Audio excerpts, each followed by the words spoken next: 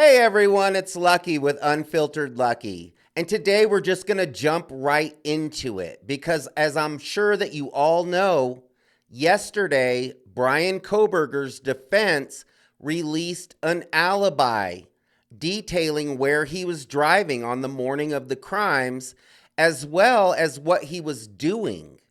Now, this alibi also comes with an expert who has 7 pages of credentials and accomplishments, so he knows what he's talking about. Now, one thing that I can say about Ann Taylor, Brian Kohberger's public defender, is that when she comes with information, she comes with receipts. Now, Brian Kohberger's alibi did not change.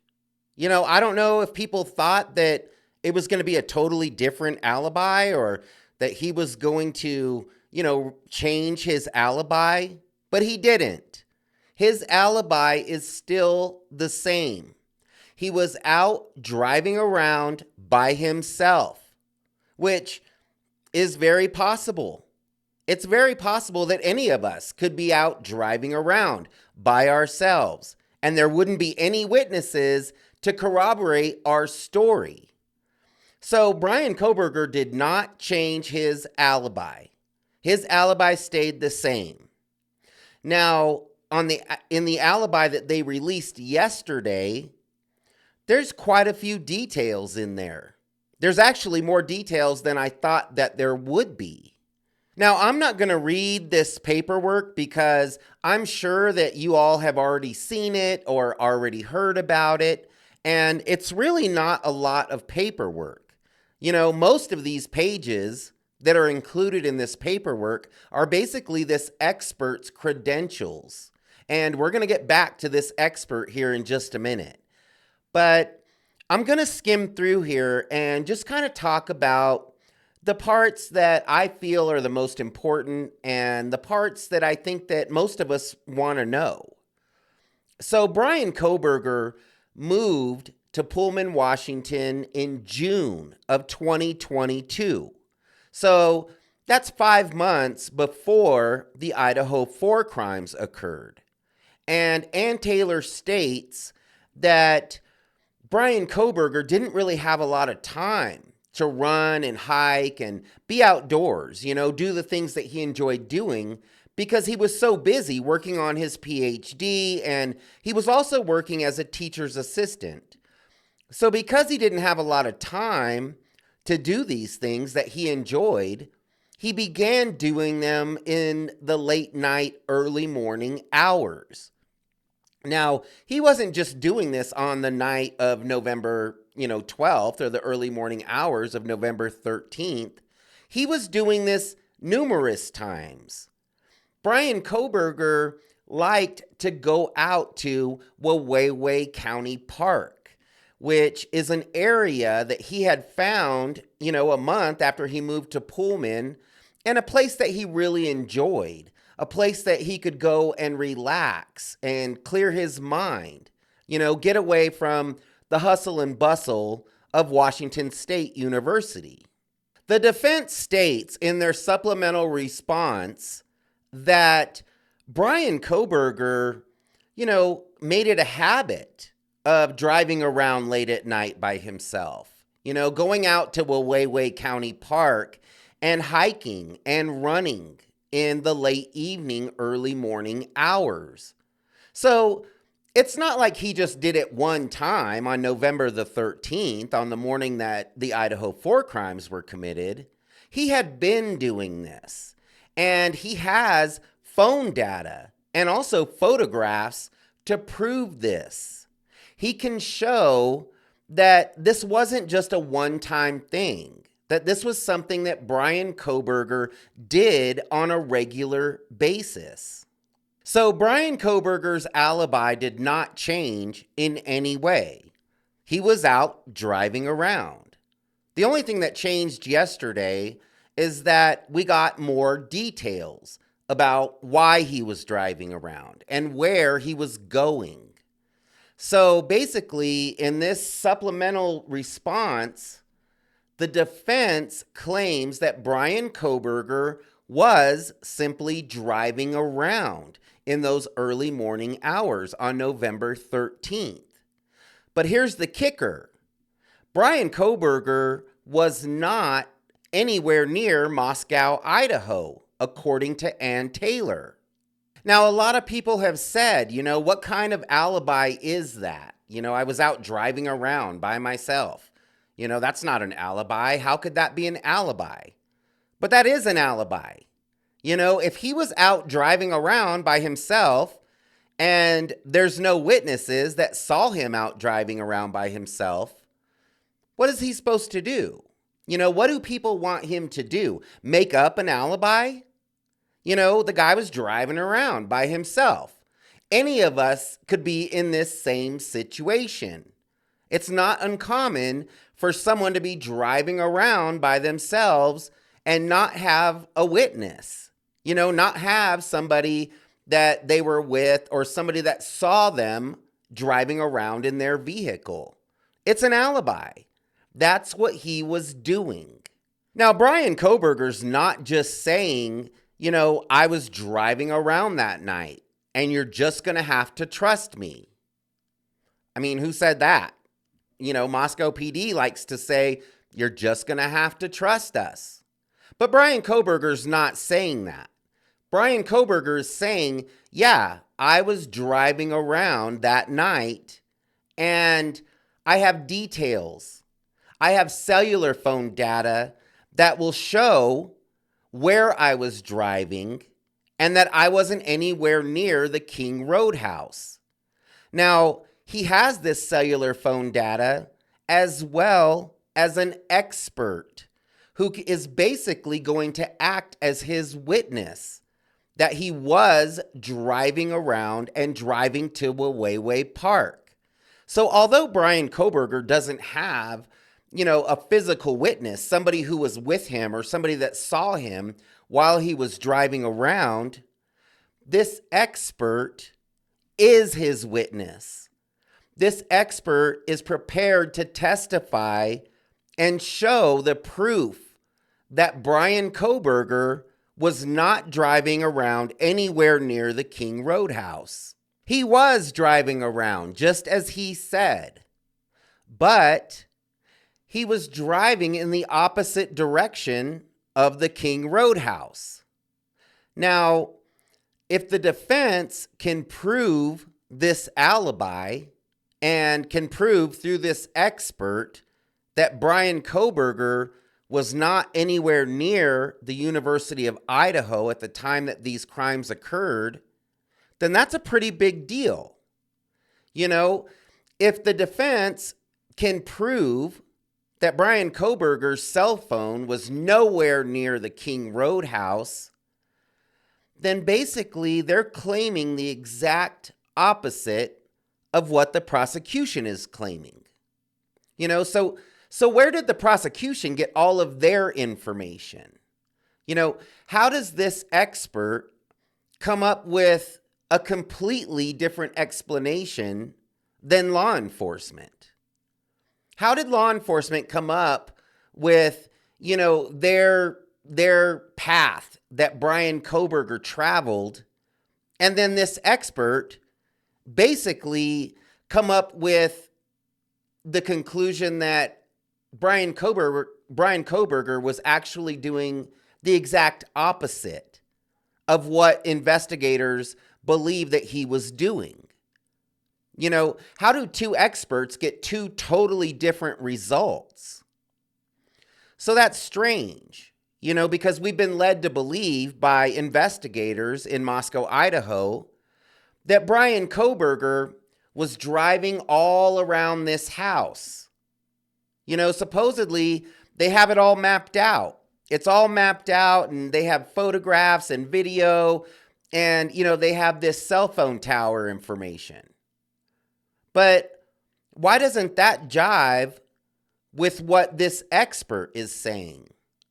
This expert is prepared to basically testify and say that the information that the prosecution has presented is wrong. So the defense is saying something totally opposite of what the prosecution is claiming. And they also have an expert who they believe can provide exculpatory evidence for Bryan Kohberger. The defense is saying that not only was Bryan Kohberger, driving around that evening just as they said that he was, they're saying that they have cellular data to back that up. They have an expert who can back that up. So they didn't just come out and say, you're going to have to take our word for it. They came out and said that we have receipts. We can show that Bryan Kohberger actually drove the opposite direction of the King Roadhouse. The supplemental response states that Bryan Kohberger never traveled east on the Moscow-Pullman highway that evening. Law enforcement believes, and this is another little detail that we picked up, law enforcement believes that they saw Bryan Kohberger's car in the area of a business called Floyd's Cannabis Company on the Moscow-Pullman highway, which would be going toward the King Roadhouse. Now, the defense says that they have evidence that Bryan Kohberger never traveled east on the Moscow-Pullman highway that evening. So whatever white Hyundai that law enforcement is claiming was Bryan Kohberger's car that was driving past Floyd's Cannabis Company could not be Bryan Kohberger's car. So basically they're saying that law enforcement has the wrong vehicle when they're trying to compare it to Bryan Kohberger's vehicle, because they're saying that there's no way that Bryan Kohberger passed that camera because he was never on that highway going toward the King Roadhouse. He was going the opposite direction. In my opinion, this sounds like a strong alibi, backed up by cellular evidence as well as an expert. Now, I'm kind of curious how the prosecution is going to argue this information, because it seems as though the defense and the prosecution are going to kind of have to agree on this cellular evidence, because the prosecution can't really say that the cell phone evidence is unreliable because this is the evidence that they're also using. So the defense kind of has the prosecution in a bad position because basically they're using their own evidence against them. The prosecution can't argue that the cell phone evidence is unreliable because they're using the same evidence, and it's going to be interesting to see how the prosecution basically tries to explain how their evidence is correct rather than the defense's evidence, because they're both using the cell tower information. So this is a pretty strong move by Ann Taylor and the defense. Now let's talk about Cy Ray, who is the expert who claims that Bryan Kohberger's cell phone was not in Moscow, Idaho at the time of the crimes. Actually, nowhere near Moscow, Idaho during the time of the crimes. Now, Cy Ray has 7 pages in the supplemental review of credentials and accomplishments. So this man knows what he's talking about.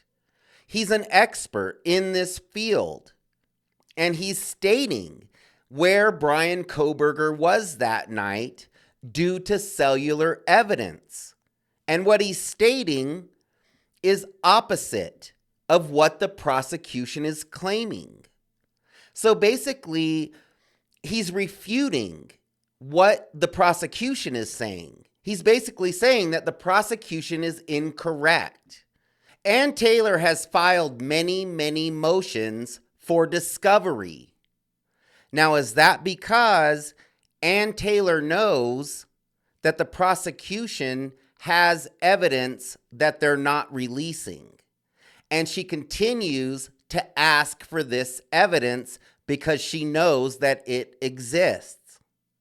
Now, in this supplemental response, Ann Taylor does say that if the prosecution does not release this evidence to the defense, that this expert will testify that either the prosecution has failed to release evidence to the defense, or that maybe the prosecution mishandled this evidence and basically either lost it or threw it away.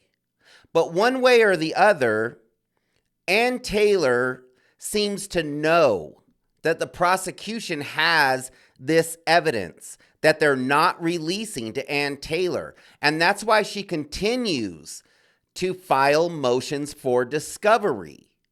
She believes that the prosecution is withholding evidence.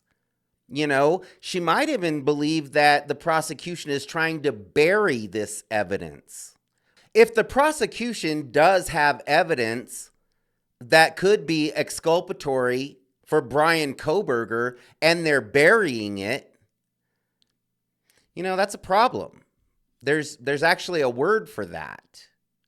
And it's not a good situation if you have a prosecution who has information that could prove a defendant's innocence and they're trying to bury it. That's not a good situation in our justice system. You know, it basically looks like, you know, they're not doing things on the up and up. It basically looks like they're trying to cover up information that could prove Brian Kohberger's innocence. Now, does Ann Taylor believe that that is what the prosecution is doing? It sounds in the supplemental response like that's what she's saying. I mean, that would be a very shady situation for the prosecution. And I'm very curious how they're going to respond to that. You know, Steve Gonsalves has responded to this alibi and basically said that, you know, it's kind of a waste of time, that, you know, he can't believe he waited all this time for this alibi. But, you know, what did people think was really going to happen? Did people really believe that Brian Kohberger was just going to change his alibi to something totally different? No. You know, of course, he kept his alibi the same. He kept that consistency. And now he has receipts to back it all up.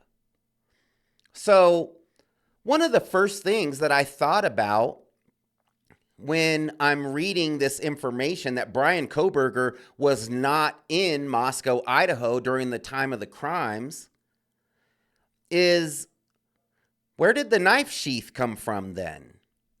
You know, where did this knife sheath to this K-bar with this small amount of touch DNA that belonged to Brian Kohberger, according to law enforcement, come from? If Brian Kohberger was not in Moscow, Idaho during the time of these crimes, how did this knife sheath end up next to two of the victims inside the King Roadhouse? To me, that's a much bigger question, is where did this knife sheath come from? If the defense can prove that Brian Kohberger was not anywhere near the King Roadhouse at the time of the crimes, and not even in Moscow, Idaho during that time, then how did this knife sheath to this K-bar end up next to these two victims? You know, was it possibly placed there, as Ann Taylor has kind of hinted toward? That, you know, Ann Taylor said in court that she believed that there was a big possibility that this knife sheath could have been planted at the crime scene.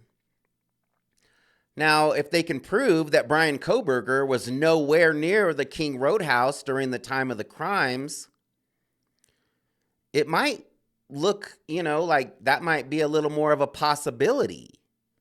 Because where would this knife sheath come from? That's the problem with what these investigators in these Idaho 4 crimes have, is that none of their evidence connects. Nothing that they have makes any sense. Nothing that they have connects. Ann Taylor, when Ann Taylor presents information, she comes with receipts.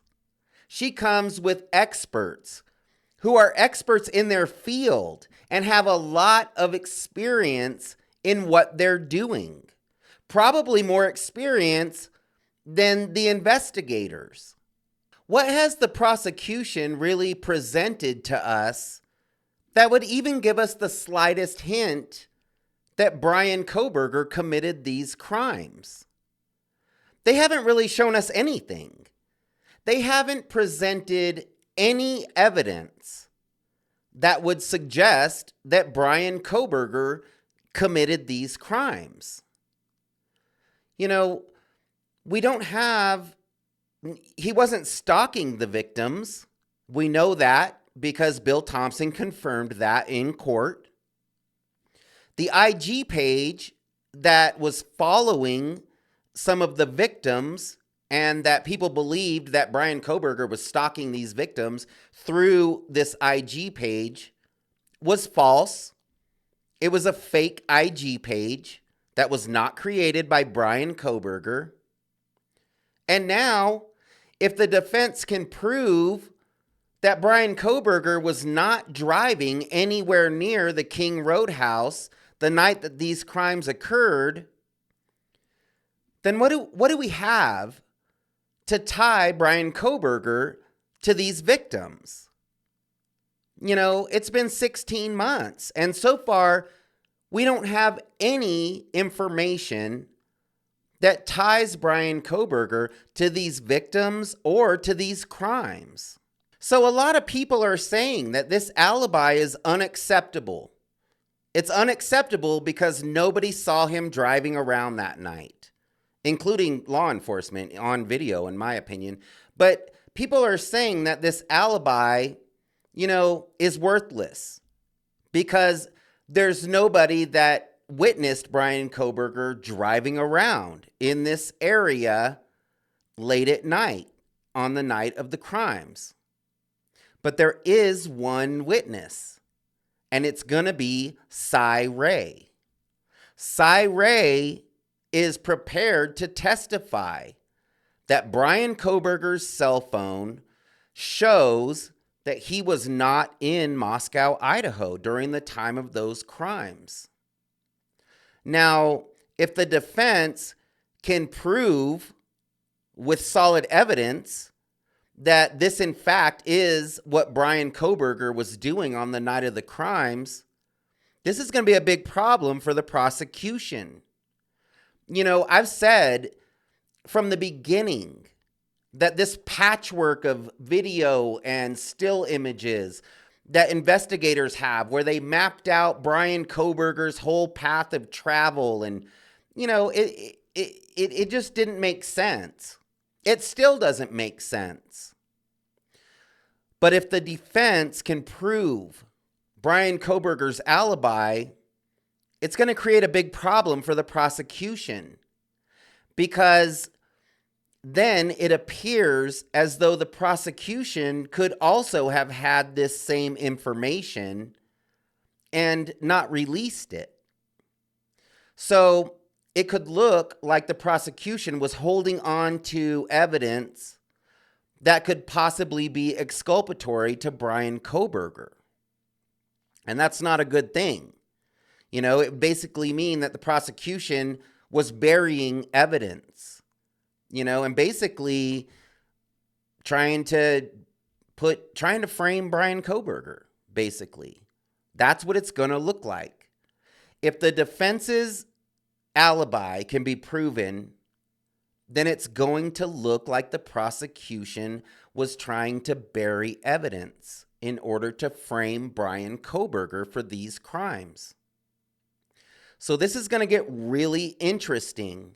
And I'm curious how the prosecution is going to respond to this, to this alibi. So in my opinion, this is a very important, supplemental response. It basically states that this is what Bryan Kohberger was doing. We have evidence to prove that this is what Bryan Kohberger was doing. And we have an expert who's willing to back this all up. So this is a legitimate alibi. People that don't believe this is a legitimate alibi must not have ever been outside driving around by themselves. But this could happen in everyday life. And the defense is saying that this is what happened to Bryan Kohberger that night. This is going to get tricky for the prosecution because it's not a good look for them, in my opinion. Now, thanks for hanging out with me today. I really do appreciate it. And if you liked my video, please hit the like button and subscribe to my channel. I really do appreciate it. We'll see you next time.